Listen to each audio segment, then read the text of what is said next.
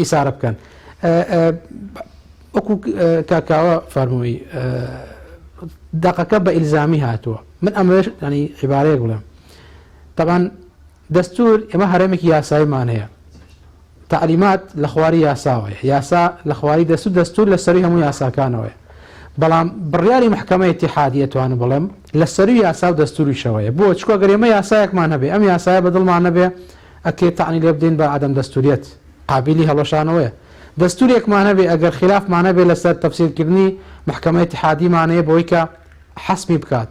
بەڵام کە بڕیاری محکەمەی ئیتیحادی دەرچوو جهتێکی ترمان نییە ینی پنای بۆ دنیان بۆ نەقصکردنەوە.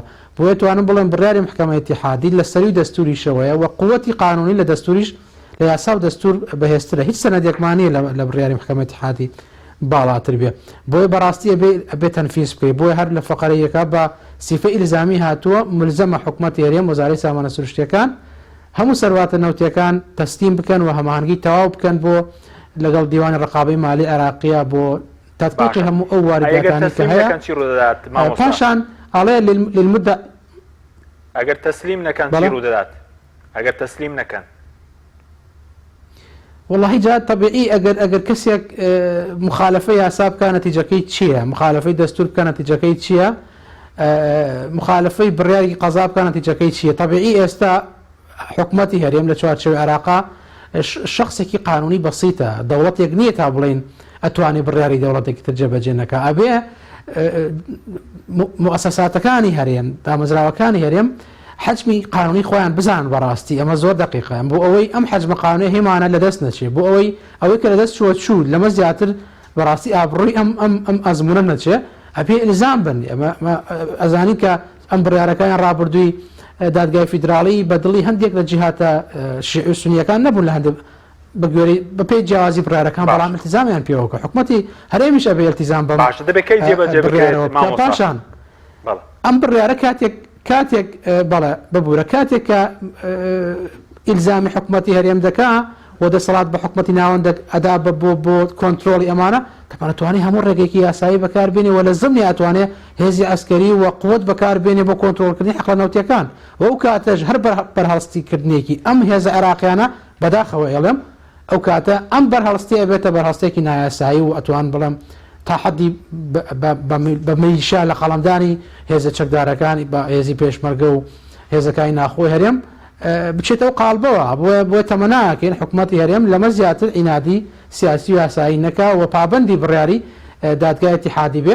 من ئاماژەیە بە یەک شت بکەم خاڵێکی تر ئەوەیە کە لەسەر ئاسی نێودەوڵەتیش حکومەتی هەرێم ئەم کەیسەی دۆڕاندووە هەر محکەمەی ئیتیحادی لە مەتنی بڕیارەکەیە باس لە بڕیارێکی محکەمەی ئەمریکیەکە کە لەلایەن وەزارەتی نەوتی عێراقی و لەسەر حکومەتی هەرێم تۆمار کراوە و لە ساڵحی حکومەتی عێراقی بڕیارەکە دەرچووە و نەسی بڕیارەکەی محکەمەی ئەمریکی ئەوەیە کە حکومەتی هەرێم سەرپێچی یاسایی کردووە بە نایاسایی نەوتی فرۆشتووە و دەبێ وەزارەتی گەیاندۆ بە داهاتی عێراقی ئەبێ ملکەتی قەوانینەکانی عێراق بێ.